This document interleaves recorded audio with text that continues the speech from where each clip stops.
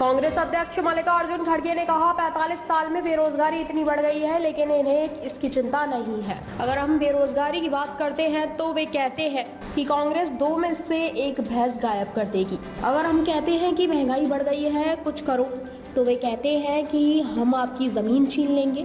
अमीर और गरीब के बीच वर्दी खाई पर वे कहते हैं कि अगर कांग्रेस आई तो वह सब कुछ लूट लेगी।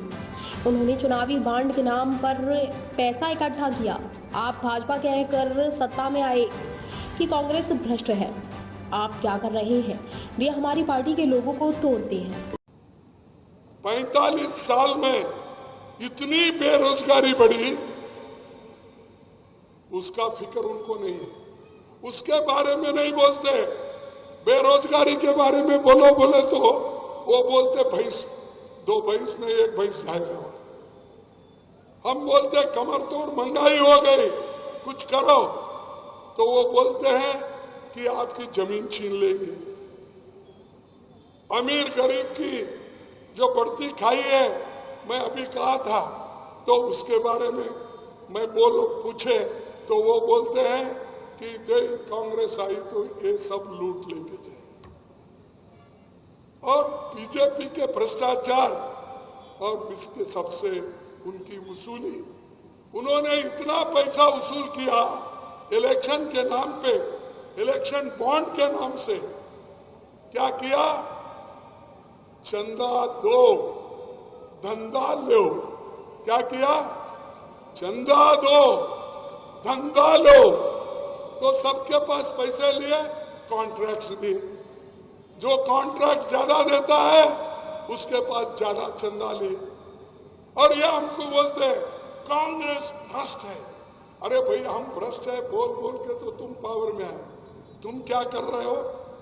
तुम तो हमारे पास जो आदमी रहता है, ये यहाँ पर किसी भी पार्टी का हो, मैं नाम नहीं लेना चाहता, चाहे वो टीएमसी हो, चाहे कांग्रेस के हो, चाहे बीआरएस के हो, चाहे टीएमसी के हो, किसके भी हो, डीएमके का हो, कोई भी हो, उसको तोड़ के लेते हैं और कहते हैं ये कांग्रेस में, अपोजिशन पार्टी में सब भ्रष्ट लोग भरे, उनको छोड़ूंगा नहीं।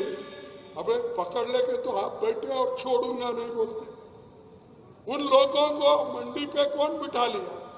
हमारे पास चौहान बोल के चीफ मिनिस्टर थे, एक्स चीफ मिनिस्टर बम्बई के, उनको सुबह डराए, शाम में वो बीजेपी में ज्वाइन हो गया और बोला हम लोगों को आके, उसने बोला साहब बहुत तंग करे मुझे, यहां तक आ गया, मुझे सता रहे ईडी वाले, सता रहे ये अपने इनकम टैक्स वाले, सता रहे ये ईवीसी वाले, तो इसीलिए मुझे जाना पड़ता है। वो गया, वहां पर राज्यसभा मेंबर बना। ऐसे बहुत उदाहरण है। मैं समय की कमी होने से मैं ज्यादा बात नहीं करता। हमारे पास जो भ्रष्ट लोग थे, बाबा तुम उनको क्यों लिए?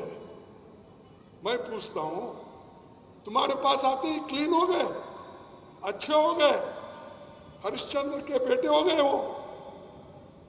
यहां तक कि नहीं,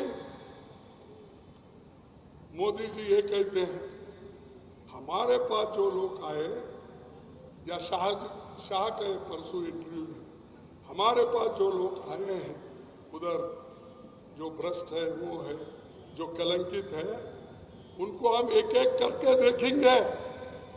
उसके बाद अगर वो कलंकित है सही तो उसको निकाल देंगे।